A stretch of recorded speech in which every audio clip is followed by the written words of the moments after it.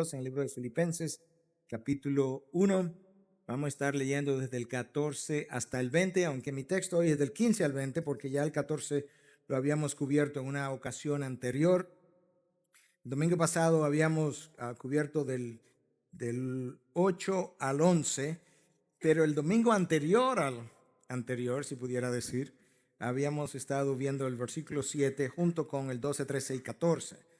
De manera que el 14 quedó cubierto, el 15 hasta el 20 es mi texto, pero el 14 me provee trasfondo para todo lo que yo tengo que decir, de manera que lo vamos a estar leyendo desde ahí hasta el versículo 20. Y que la mayoría de los hermanos, confiando en el Señor por causa de mis prisiones, tienen mucho más valor para hablar la palabra de Dios sin temor. Algunos, a la verdad, predican a Cristo aún por envidia y rivalidad, pero también otros lo hacen de buena voluntad. Estos lo hacen por amor, sabiendo que he sido designado para la defensa del Evangelio. Aquellos proclaman a Cristo por ambición personal, no con sinceridad, pensando causar mi angustia en mis prisiones. Entonces, ¿qué? Que de todas maneras, ya sea fingidamente o en verdad, Cristo es proclamado, y en esto me regocijo, sí, y me regocijaré. Porque sé que esto resultará en mi liberación mediante vuestras oraciones y la suministración del Espíritu de Jesucristo, conforme a mi anhelo y esperanza de que nada seré avergonzado, sino que con toda confianza, aún ahora, como siempre, Cristo sea exaltado en mi cuerpo, por vida o por muerte. Bueno, lo que leímos al principio, en el versículo 14, provee trasfondo, entendimiento, en parte, para todo lo que tenemos que decir, en una gran parte de lo que tenemos que decir en el mensaje de esta mañana. Nosotros sabemos que Pablo está en prisión. Él ha llegado a Roma desde Jerusalén. Él ha llegado hasta allí porque, estando prisionero en Jerusalén por la predicación del Evangelio, entendió en un momento dado que él no podía tener allá un juicio justo, lo cual lo llevó a apelar al César. Llega a Roma, aquí sigue en prisión a causa de la misma predicación del Evangelio, y la prisión en la cual él se encontraba, lejos de detener el avance o el progreso del Evangelio, lejos de intimidar a los hermanos de Roma, lo que ha hecho es todo lo opuesto, como vimos en el versículo 14, de tal forma que la mayoría de esos hermanos estaban ahora predicando la palabra con mucho más valor que lo habían hecho antes, precisamente animados por el hecho de la actitud de Pablo ante la prisión a causa de lo que era la revelación de nuestro Señor Jesucristo. Ese es el contexto. Pero ahora, cuando tú lees desde el 15 hasta el 20, tú te das cuenta, tú puedes apreciar que hay dos grupos de predicadores o proclamadores del Evangelio que están proclamando la verdad de Cristo. Y hay un grupo que lo está haciendo a favor de Pablo, si pudiéramos decir, que se ha identificado con Pablo, y hay un grupo que está siendo de rival para Pablo. Vimos cómo Dios probó al hacer que el Evangelio se fortaleciera, o la predicación del mismo se fortaleciera. Con la prisión de Pablo, Dios estaba probando la veracidad de Romanos 8:28, cuando dice que todas las cosas cooperan para bien para aquellos que aman a Dios y son llamados conforme a su propósito. La prisión, lejos de detener el Evangelio, lejos de desanimar a los hermanos, ha causado este efecto opuesto que hemos hablado. Sin embargo, esa reacción no ocurrió en todos los que estaban proclamando la verdad. Satanás logró producir en un grupo de ellos otro sentimiento contrario a lo que eran los sentimientos del apóstol Pablo. Yo creo que Satanás, a lo largo de la historia de la iglesia, ha usado diferentes estrategias, y en ocasiones lo que ha hecho es parar, detener, o por lo menos intentar detener el avance o el progreso del Evangelio. Pero en otras ocasiones él se ha conformado con simplemente dividir a los hijos de Cristo, a aquellos incluso que están proclamando la verdad del Evangelio. Y eso es exactamente lo que nosotros estamos viendo en esta ocasión. Hay rivalidad en Roma, entre estos dos grupos y entre un grupo y Pablo. Había rivalidad en Filipo, donde Pablo estaba enviando esta carta y donde le estaba llamando la atención precisamente para que no hicieran las cosas por vanagloria. Había rivalidad en Corinto, donde uno pensaba que era de Pablo, otro de Cefas, otro de Apolo y así sucesivamente. La realidad es que la iglesia primitiva, lejos de ser una iglesia pristina, como algunos han pensado, eso es más un sueño que una realidad. Tan pronto tú pasas el capítulo 4 del libro de los Hechos, tú te percatas que la iglesia de Dios en el desarrollo de la historia siempre ha estado en problemas. En el capítulo 5, Ananías y Zafira pierden la vida precisamente por mentir. Capítulo 6, las viudas se están quejando. Ahora hay problema en Roma, pero había problema en Filipo, había problema en Corinto, había problema en Galacia, había problema en la mayoría, en Éfeso, en la mayoría de las iglesias. El día que Dios remueva las dificultades de en medio de la vida de su iglesia, lamentablemente cesarán las oraciones y con ellas cesará de ser la iglesia. Es una enorme realidad. Por tanto, lo que Pablo se está escribiendo aquí a los filipenses nos deja ver cómo, a pesar de que hay hermanos que están predicando el evangelio, cómo no todo el mundo lo ha abrazado de la misma manera. Y yo quiero entonces que veamos en el texto de hoy dos puntos de enseñanzas en esencia. En primer lugar, estos dos grupos de proclamadores de la verdad que lo están haciendo por motivaciones diferentes. Y en segundo lugar, la reacción de Pablo ante la proclamación del evangelio de acuerdo a esas motivaciones. Este es un pasaje interesante, es un pasaje aleccionador, porque nos va a hablar de personas que tienen algo en común, tienen algunas cosas, alguna característica en común, pero a la vez tienen cosas distintas, o por lo menos en una en particular difieren. Estos hombres están predicando el mismo mensaje. Pablo dice que ellos están proclamando a Cristo. Aparentemente ellos no están proclamando un Cristo más como en Gálatas o en Galacia, donde Pablo tuvo que llamarle la atención fuertemente por haber dado paso o haber dado cabida a los judaizantes. Ellos no están predicando tampoco, parece ser, un Cristo menos su divinidad, porque Pablo lo hubiese llamado herejes. De hecho, más abajo él habla de los judaizantes, a quienes él llama perros. Y por otro lado, la mayoría de los académicos, la mayoría de los estudiosos, la enorme mayoría está de acuerdo de que estos dos grupos que proclaman la verdad pertenecen a aquellos a quienes Pablo se refiere en el versículo 14 y le llama hermanos. Estos son hermanos, unos contra Pablo y otros a favor de Pablo. De manera que ellos tienen en común el mensaje, ambos predican a Cristo, ellos tienen en común la misma fe, la misma profesión de fe, pertenecen a la misma familia, pero tienen algo en lo que ellos difieren.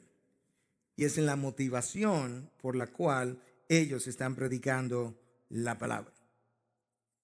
El texto que nosotros leímos nos dice claramente que de acuerdo a Pablo había un grupo que estaba predicando el evangelio por envidia o rivalidad. Yo creo que nosotros sabemos lo que es la rivalidad. Son contrarios este grupo es contrario a lo que es el ministerio de Pablo. Son sus rivales. La pregunta es, ¿en qué los convirtió en rivales? La envidia. Pablo lo dice con toda claridad. Yo creo que nosotros tenemos mejor idea de lo que es la rivalidad de aquello que es la envidia. Escucha lo que el historiador griego nos dice, el historiador Xenofón, lo que él nos dice acerca de lo que la envidia es. Él decía, los envidiosos son aquellos que se sienten molestos ante el éxito de sus amigos. Y el éxito de Pablo era impresionante. Este es el único hombre que ha estado en el tercer cielo. Este es el hombre que Dios ha llamado apóstol y lo ha designado para la defensa del evangelio, de acuerdo al versículo 16 del texto de hoy. Pablo es el misionero que ha logrado evangelizar una amplia zona, un amplio territorio, desde Jerusalén, pasando por Asia Menor, pasando por Grecia, llegando hasta Roma incluso, de tal manera que Pablo tiene un currículum bastante conocido. Él es ciudadano, él es judío por nacimiento, él es ciudadano romano por ciudadanía, ampliamente familiarizado con la cultura griega. Nadie sabía soportar una paliza como Pablo sabía hacer. De manera que con estas características él llega a Roma, pero aparentemente su llegada produjo prurito e irritación en algunos, que quizás comenzaron a ver su liderazgo o su apostolado amenazante para su posición. El texto no nos dice, la historia tampoco, pero se ha podido especular un poco acerca de qué pudo haber sido en la vida de Pablo que haya causado rivalidad en personas que son hermanos de la fe y que están proclamando a Cristo. Decía alguien que cuando nosotros experimentamos envidia, el problema no es que queremos lo que el otro tiene. No es que queremos lo que el otro tiene, porque eso sería codicia. Ese no es el problema, dice este autor. Lo que la envidia hace es que nos lleva a desear que el otro no tenga lo que tiene. Y con eso quisiéramos desposeerlo de lo alcanzado. Lo que queremos es que el otro no tenga lo que él tiene. Y en este caso, quizás la autoridad que Pablo tenía, quizás la influencia que Pablo tenía, quizás el liderazgo que Pablo ejercía. Nosotros no sabemos, pero eso es lo que ellos están experimentando. Y por tanto, ellos han creado un frente en contra del apóstol. Eran competencia, a pesar de que Pablo no estaba compitiendo con ellos. Qué diferente es la actitud del Señor Jesucristo cuando Él estaba ministrando. Recuerda que el texto del Evangelio de Juan, capítulo 4, donde Cristo ha venido al Jordán porque había mucha agua allí para bautizar. Y al principio del Evangelio de Juan se nos dice que cuando el Señor supo que los fariseos habían oído que Él hacía y bautizaba más discípulos que Juan, aunque Jesús mismo no bautizaba sino sus discípulos, salió de Judea y partió otra vez para Galilea. Cuando Jesús se enteró que los fariseos habían comenzado a comparar el ministerio de Juan el Bautista con el suyo, cuando Él se enteró de que no solamente lo comparaban, sino que estaban pasando la información, el chisme quizás, de que ahora este que ha sido introducido por aquel, mira cómo ya ha comenzado a bautizar más que su introductor. Cuando Cristo comenzó a oír acerca de ese espíritu de competencia, en vez de ir donde Juan y decirle, ok Juan, tú me introdujiste, ahora tú necesitas partir y yo me quedo. No, Cristo va donde sus discípulos y le dicen, vámonos para Galilea y dejemos a Juan donde él está. Porque Cristo no tenía nunca la intención de competir, y si había alguien que encarnaba lo que era ministrar en equipo para la causa de Dios, si había alguien que encarnaba lo que era la entrega por la causa de nuestro Señor, de nuestro Dios, era Cristo. Sin embargo, en la iglesia, en Roma, en Filipo, en Corinto, donde había uno que decía que era de Pedro y otro de Pablo y otro de Apolos, ese no era el espíritu. Te das cuenta que la iglesia desde sus inicios ha tenido los mismos problemas que la iglesia de la cual adolece hoy. Hermanos, a manera de aplicación, el día que tú veas a Dios usando a tu hermano de una manera mucho más efectiva que a ti, alégrate. El día que tú veas a Dios usando una iglesia más que la tuya, regocíjate con ellos. El día que tú veas al Señor usando a un pastor más que el tuyo, regocíjate. Ellos no son nuestros enemigos, ellos no son nuestros contrincantes. Nosotros tenemos un solo Señor a quien servir. Tenemos un solo mensaje que predicar. Tenemos un solo reino que proclamar y una sola gloria que reflejar. Ellos no son nuestros enemigos, hermanos. Somos un solo pueblo con una sola misión. Pero estos hermanos no entendían eso. Estos hermanos no podían ver eso. Los hermanos en Filipo tampoco. Escucha lo que Pablo tiene que decirle en Filipenses 2:3. Esta es la carta que le está escribiendo desde Roma, donde él está experimentando problemas. Y a los filipenses él tiene que decirle, hermanos, nada hagáis por egoísmo, por vanagloria, sino que con actitud humilde, cada uno de vosotros considere al otro como más importante que a sí mismo. ¿Es eso lo que tú y yo hacemos? ¿Es esa nuestra actitud, nuestra disposición? O más bien tenemos nosotros una disposición de que mi idea, mi preferencia, mi gusto es superior al del otro. Esto era lo que estos hermanos pensaban. Esto era exactamente lo que estos hermanos entendían. No es como Pablo entiende, es como nosotros entendemos. Estos hermanos eran rivales de Pablo porque ellos no habían llegado a entender la esencia del evangelio. Ellos estaban haciendo esto por egoísmo, precisamente porque estaban predicando por ambición personal. Esa es la palabra que Pablo usa en el texto. Estos hermanos estaban predicando el evangelio por vanagloria, porque ellos querían el crédito para sí mismos. Estos hermanos estaban predicando el evangelio por orgullo, porque es el orgullo que desaprueba que Dios pueda usar a otros. Estos hermanos no estaban considerando al otro como superior a sí mismo y por eso se habían constituido en rivales de Pablo. Sin embargo, estos no son lobos vestidos de ovejas.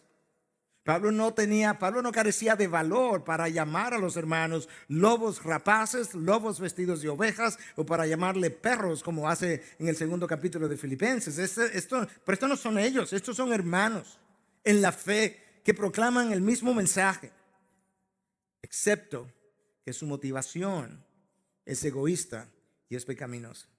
Escucha cuál es la motivación de este grupo de cristianos, predicadores.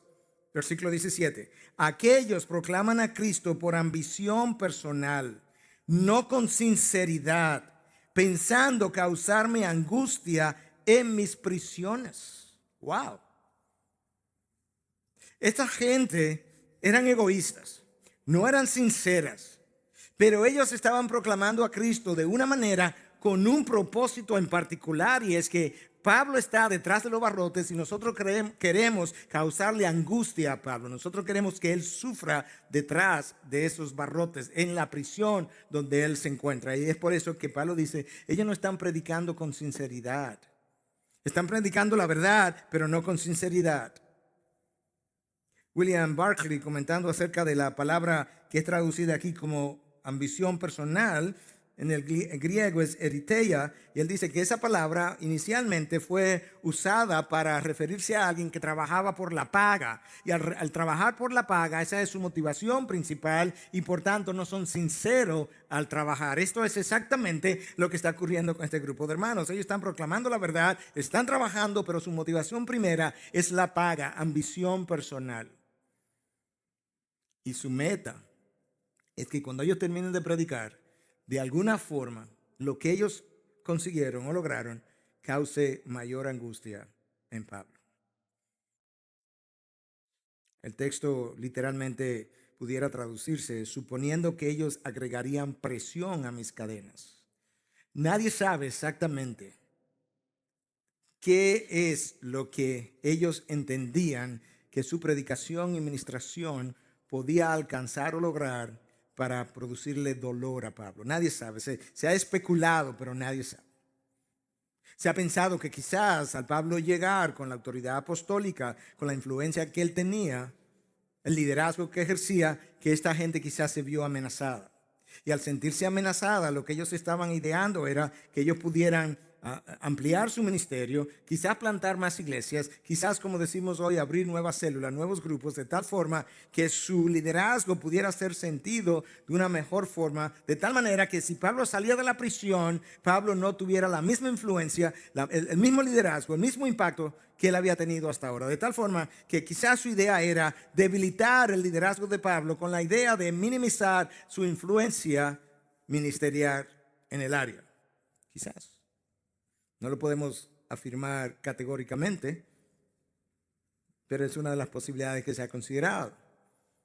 Que ellos vieron la necesidad en su mente de que ellos pudieran compartir el liderazgo con Pablo, que tenía autoridad apostólica, y de esa forma lograr debilitar su influencia.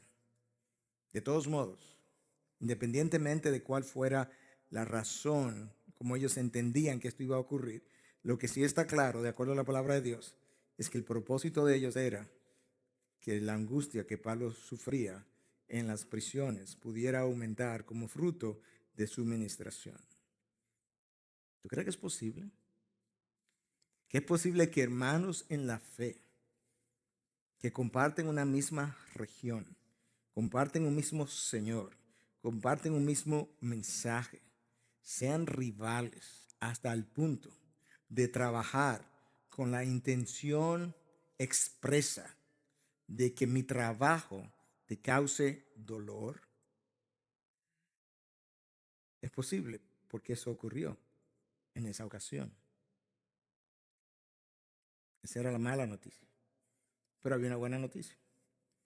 Por un lado, Pablo ya nos dejó saber que al mismo tiempo que esto está ocurriendo y que esos predicadores están predicando de esa manera, que al mismo tiempo hay dos cosas que están ocurriendo. Por un lado, él está proclamando el evangelio y su evangelio y la causa de Cristo se ha hecho famosa, muy conocida entre toda la guardia pretoriana, como hablamos anteriormente, y hay conversos que están ocurriendo dentro de la guardia pretoriana. Pero hay otra cosa que también es buena noticia, es que hay otro grupo de predicadores que está predicando de otra manera, con otra intencionalidad, con otro propósito y que cuenta con el respaldo de Dios y que está apoyando a Pablo. Escucha lo que Pablo dice de ese otro grupo. Versículo 15. Otros lo hacen de buena voluntad.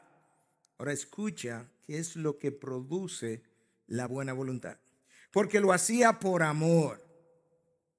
Escucha la intención, o mejor dicho, escucha por qué ellos se han adherido a la causa de Pablo, sabiendo que he sido designado para la defensa del evangelio. Eso nos da una idea de qué era lo que los otros no aceptaban.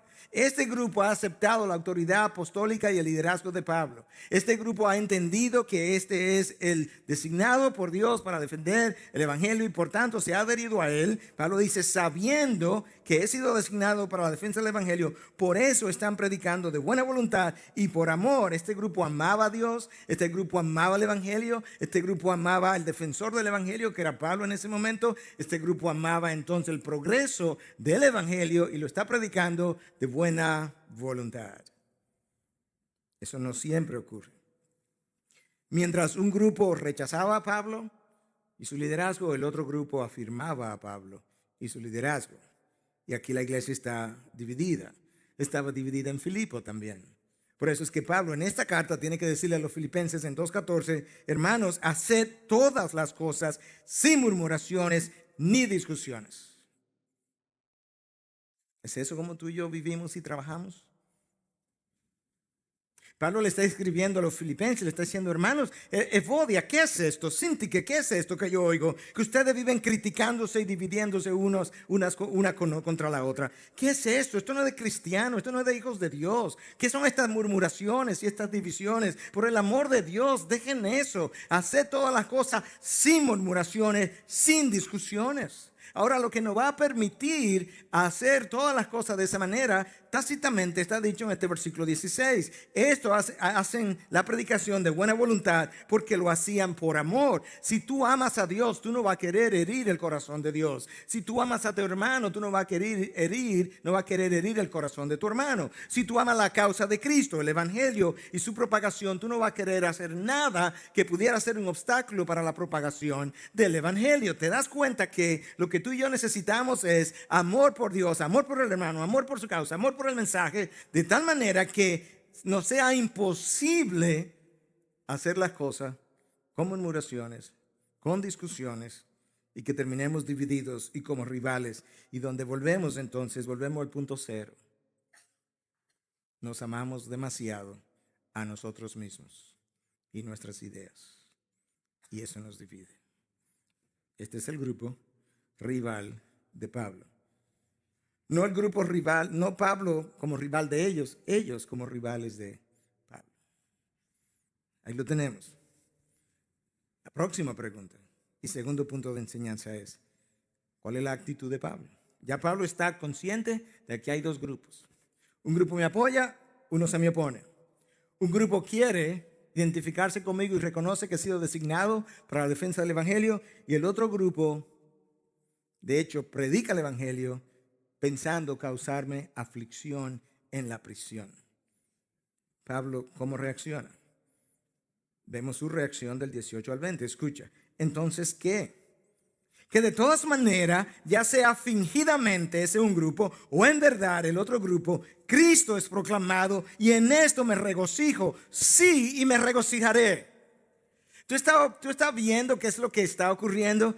Pablo dice, escúchame, no se trata de mí, no se trata de mis prisiones, no se trata de mis aflicciones, no se trata de lo que yo tenga o no que padecer. Lo que yo quiero saber es qué está pasando con la causa de Cristo, con el mensaje del Evangelio. Eso es lo que yo quiero saber. Pero me dicen que el Evangelio está siendo proclamado, pues me regocijo. Y sabes que el Evangelio seguirá siendo proclamado y me regocijaré en el futuro. Lo hago en el presente y lo haré en el futuro, porque Cristo es proclamado, la verdad es avanzada y yo soy secundario.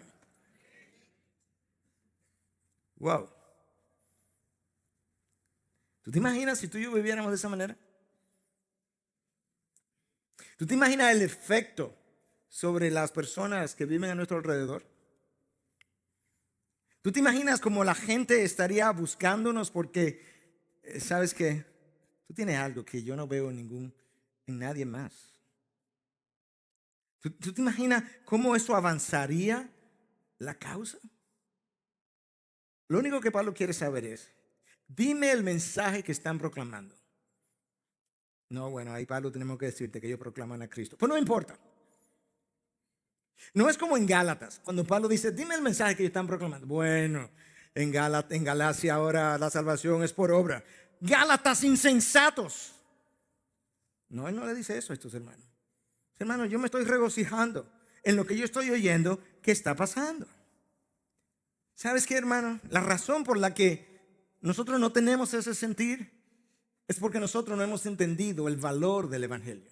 Escúchame bien, yo estoy consciente que si tú eres creyente, tú entendiste el Evangelio, tú entendiste la historia detrás del Evangelio, tú entendiste la verdad del Evangelio. Lo que no hemos acabado de entender es el valor del Evangelio para darle toda nuestra vida como Pablo se la dio. El Evangelio es la historia de Dios que se hace hombre, se encarna, viene a sufrir a esta tierra por una razón que no es suya, que va a la cruz y es clavado, es desnudado, es avergonzado, es escupido, es acusado falsamente y ahí derrama su sangre, la última gota de sudor, de sacrificio que él pudo para perdonar a individuos que no se lo merecían y que después de perdonado iban a volver a cometer las mismas faltas, las mismas violaciones que lo clavaron en el primer lugar. Y sabiéndolo, estando dispuesto a hacerlo. ¿Tú entiendes el valor del Evangelio?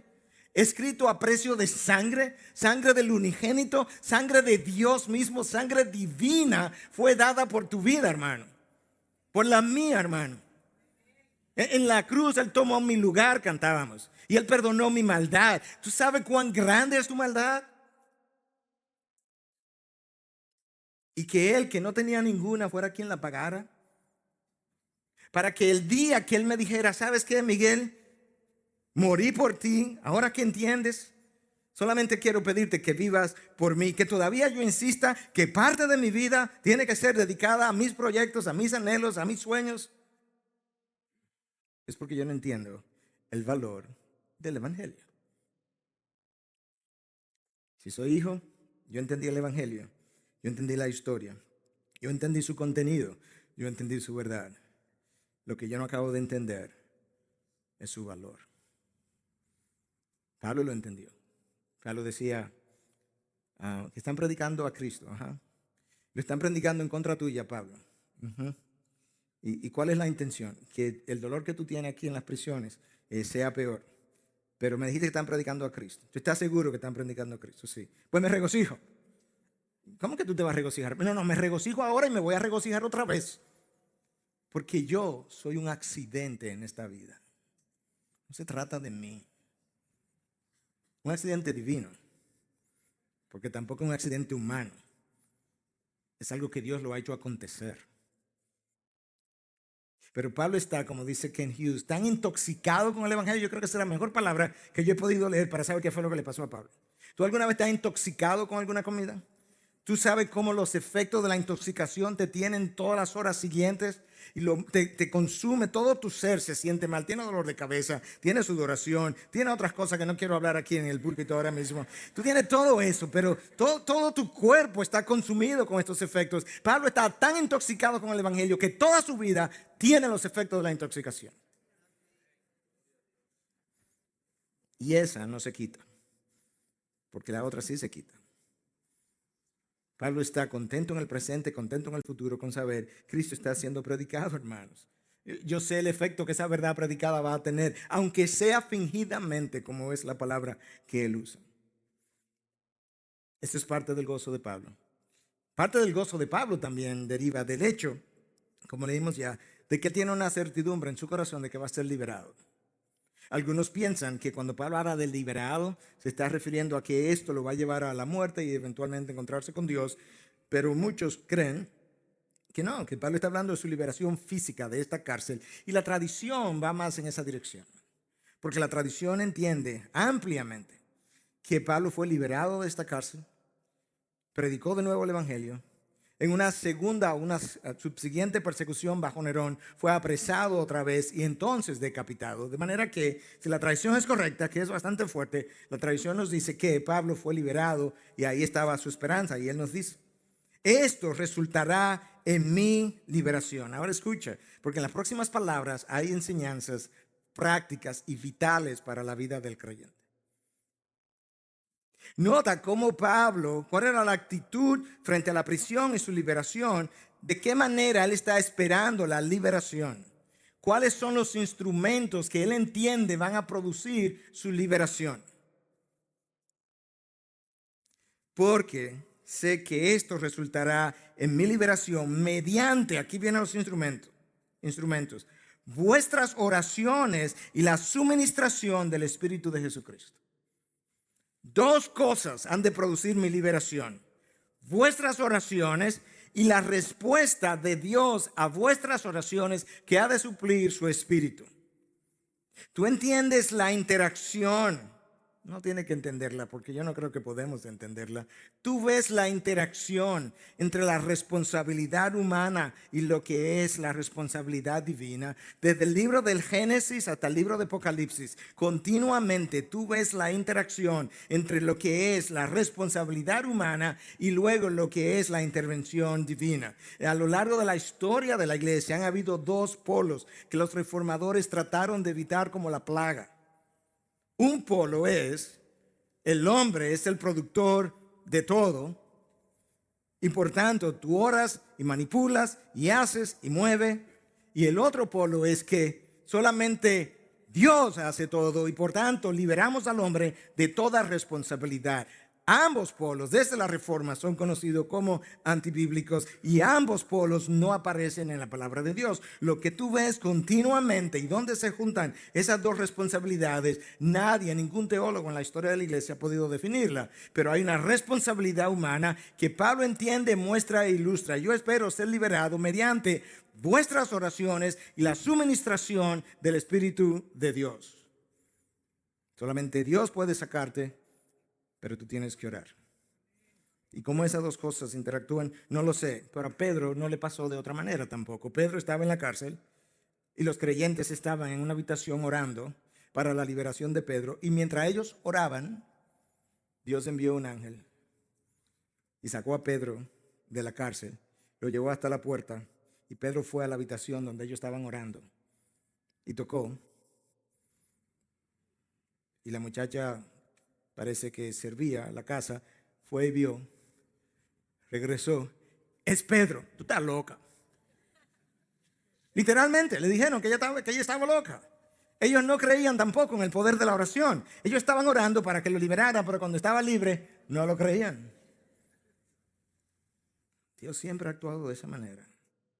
Yo no entiendo cómo la oración funciona, pero yo sé que funciona porque Dios así lo ha orquestado. Cristo oraba toda la noche en más de una ocasión.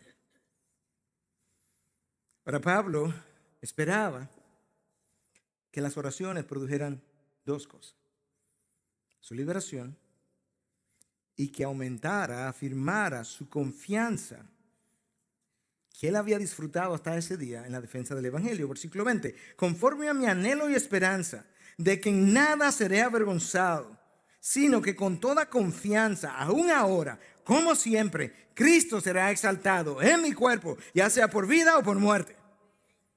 Oye lo que Pablo está diciendo, el pueblo está orando, porque sé que esto resultará en mi liberación mediante vuestras oraciones y la suministración del Espíritu de Jesucristo, conforme a mi anhelo. ¿Mi anhelo cuál es? Mi anhelo es este, ahora Pablo pasa a decir, de que en nada yo sea avergonzado. Y tengo la esperanza que en la palabra de Dios, en el Nuevo Testamento, implica certidumbre. Tengo la certidumbre de que no voy a ser avergonzado. De que no voy a ser avergonzado en nada. En otras palabras, esto no será un fracaso. Yo no me voy a quedar a mitad de camino. Esto no será inefectivo. No. Yo no seré avergonzado en lo más mínimo. Yo estoy pidiendo que mis hermanos sigan orando para que yo conserve la confianza que tengo hasta ahora, como siempre, la confianza que hasta ahora me ha acompañado, de que yo pueda estar tranquilo sabiendo que Cristo será exaltado en mi cuerpo, ya sea por vida o por muerte. Wow. Ahora, ¿qué es lo que Pablo quiere que ocurra en su cuerpo, ya sea que sea liberado o que pierda la vida? ¿Qué es lo que Pablo quiere? Que Cristo sea exaltado. ¿Qué significa eso? Exaltar a Cristo implica que con tu vida tú agigantas, tú agrandas la imagen que el otro tiene de Cristo. Y tú pudieras decir, o alguien pudiera decir, eso es imposible porque ya él tiene todo el tamaño que él tiene. No solamente eso es posible, esa es tu misión de vida. Y mira cómo ocurre. Tú sales una noche estrellada, oscura, cuando esté nublada, y tú miras hacia el cielo y tú ves los astros y tú ves las estrellas pequeñitas, te dan un telescopio potente, tú sales y ves los astros y de repente se ven enormes. Ellos no han cambiado de tamaño. Lo que el telescopio ha hecho es que ha mejorado la percepción que tú tenías del tamaño del astro. Y de esa manera, cuando tú vives tu vida de una forma que glorifica a Dios, lo que tú estás haciendo es que tú estás mejorando el tamaño de la percepción de la imagen de Cristo que el otro tenía. De manera que Cristo luce gigante por la manera en que tú abrazas la prisión, como Pablo lo hizo, la enfermedad, como otros lo han hecho, el martirio, como otros lo hicieron.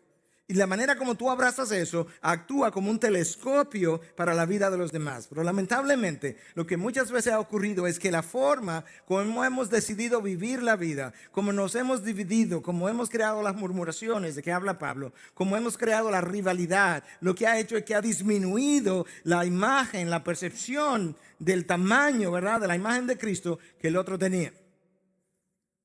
Entonces alguien me decía, después del primer culto, para mejorar mi ilustración, que lo que ocurre es que si tú tienes un telescopio y lo usas correctamente, la imagen de los astros luce agrandada. Pero que si tú lo volteas y lo pones al revés, empequeñece el tamaño. Yo creo que muchas de nuestras vidas están vividas al revés.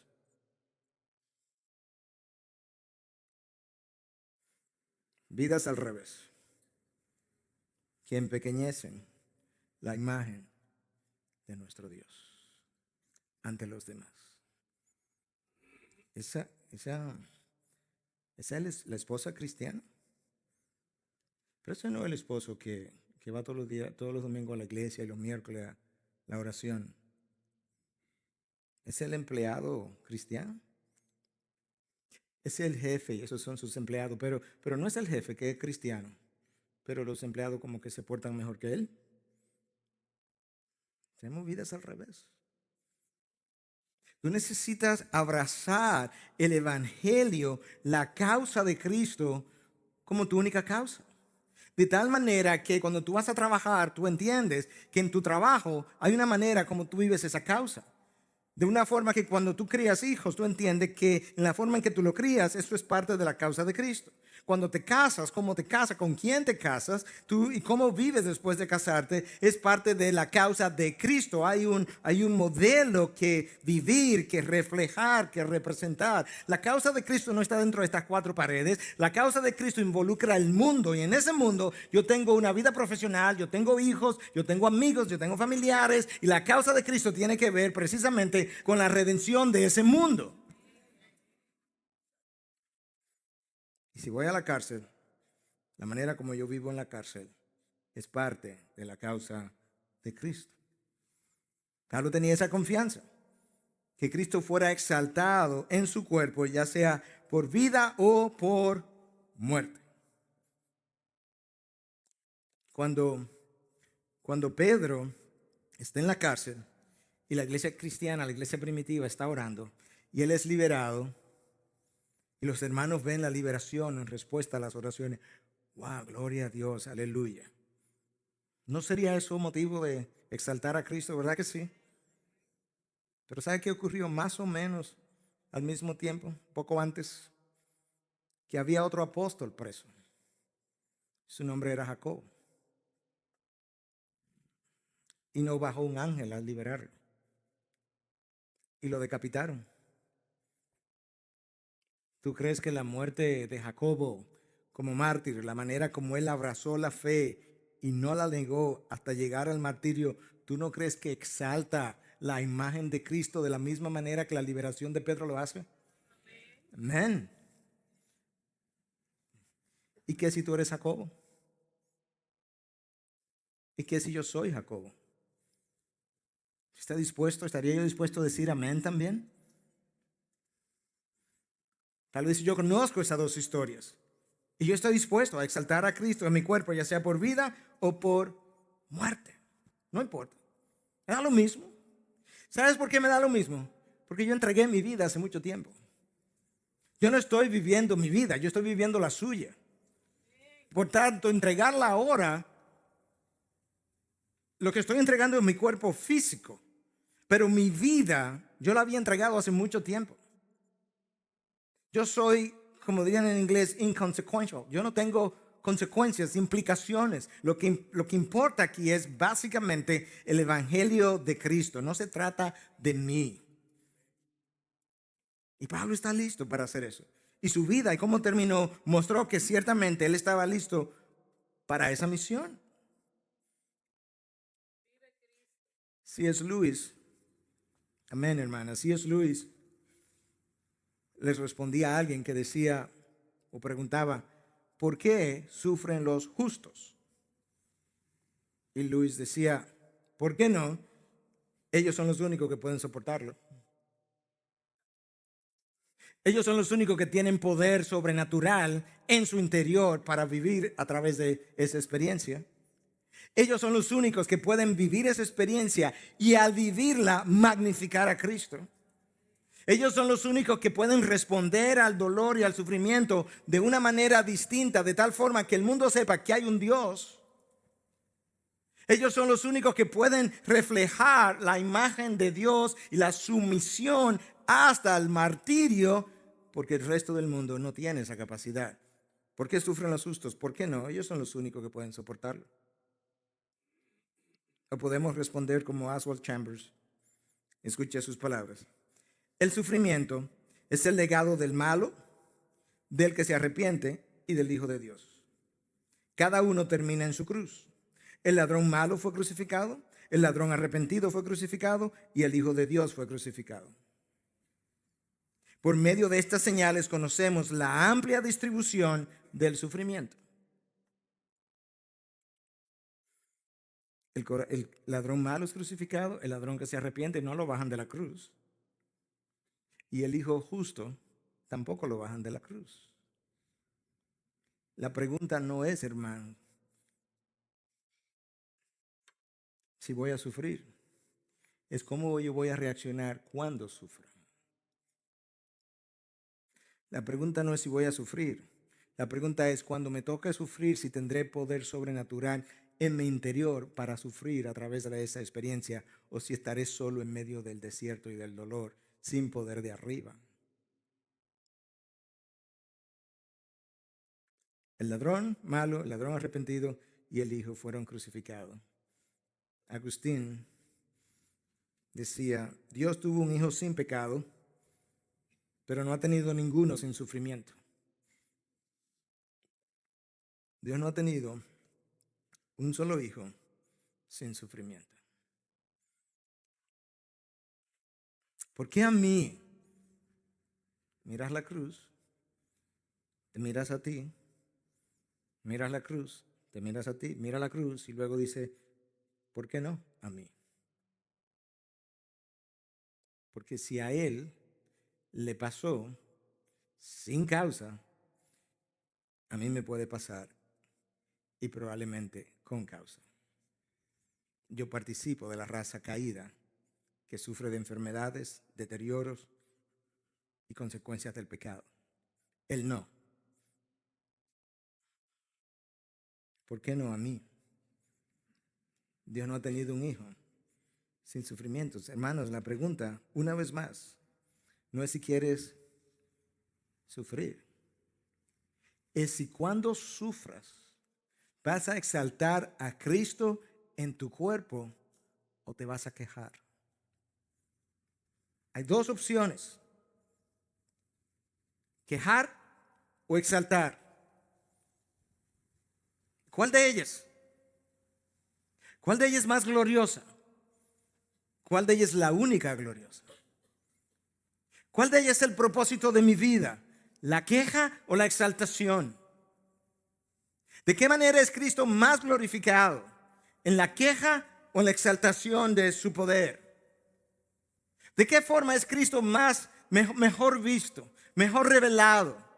¿De qué forma puede el inconverso ver el poder en acción? ¿En medio de la debilidad de la queja o en medio del poder de la exaltación de su poder?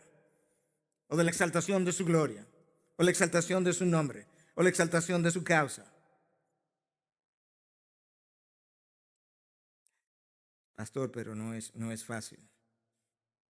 ¿Has pensado por qué para Pablo no solamente que era fácil, sino que él era natural? A Pablo no lo bajaron del cielo. Pablo era un hombre tan pecaminoso como tú y como yo, y que luchaba en contra de las influencias del pecado en su vida. Pero cuando tú lees sus cartas, cuando tú lees la respuesta que leímos hoy, Cristo está siendo predicado, pues ya no me importa, ya sea que lo hagan fingidamente o con sinceridad. Si Cristo es predicado, yo me regocijo en eso. Porque para Pablo esa es la respuesta natural y para nosotros no. Bueno, la realidad es que no hacemos, no vivimos, no reaccionamos como Pablo, porque nosotros todavía estamos muy centrados en nosotros mismos. Dios nos saca del mundo a la comunidad cristiana, pero una vez yo estoy en la nueva comunidad, yo quiero todavía una parte de esa vida anterior. Y continuamente vivo cuestionando lo que tiene que ver con este lado del reino. ¿Por qué tiene que ser todo esto, todo así, todo de esta manera? Porque yo todavía deseo una parte de aquel reino. Estamos demasiado centrados en nosotros. Nosotros no reaccionamos como Pablo porque nosotros ignoramos, hermanos. Y lo decimos hoy, lo predicamos hoy, y para la próxima semana yo vuelvo y lo olvido, lo que implica que lo seguimos ignorando. ¿Cuánta sangre, cuánto dolor le ha costado a la iglesia de Cristo para llegar hasta este momento en el que tú y yo vivimos cómodamente, profesando libremente la fe? A nosotros se nos olvida que la iglesia ha transitado por un camino que ha sido pavimentado con la sangre de los mártires. A nosotros se nos olvida que al día de hoy todavía la iglesia sigue transitando por un camino donde cada 3 minutos hay sangre de mártires siendo derramada por la fe cristiana. Imagínate el número que ya murió en el tiempo que yo tengo predicando. Al día de hoy, la iglesia sigue montada sobre un camino que sigue siendo pavimentado por la sangre de los mártires. Y no va a parar hasta el último día. En el tiempo de la tribulación hay más sangre derramada por ellos.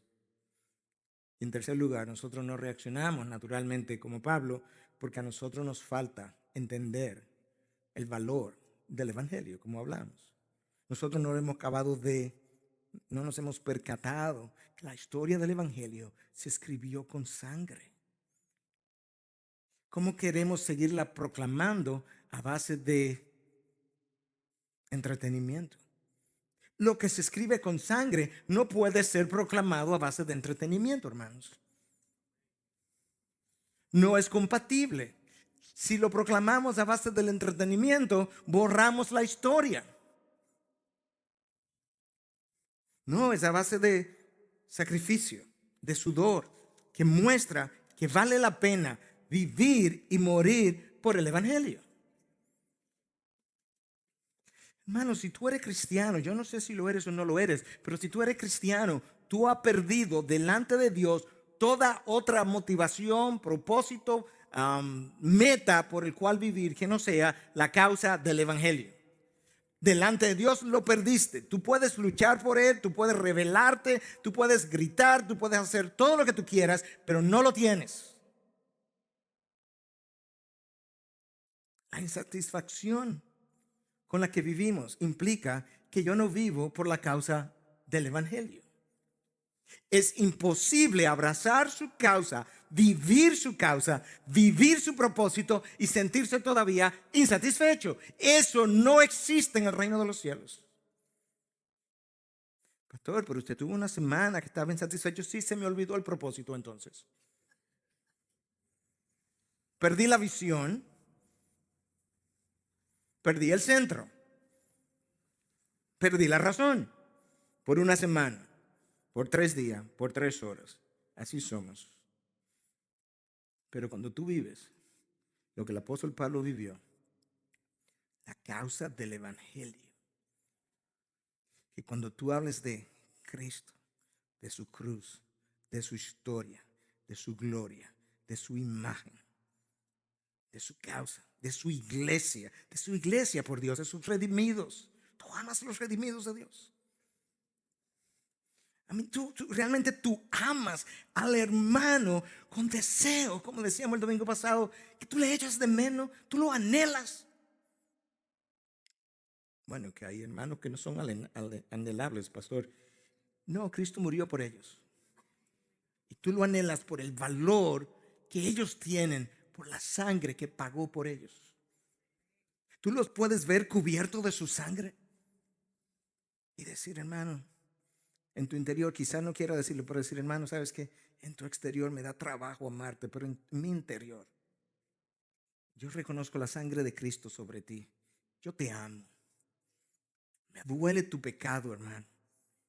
Me duele cuando haces lo que haces.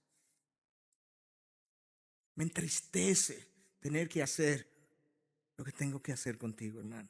Me entristece disciplinarte, pero quiero que sepa que a veces, sin que nadie lo sepa, pienso en ti, en tus consecuencias, y lloro por lo que te veo pasar.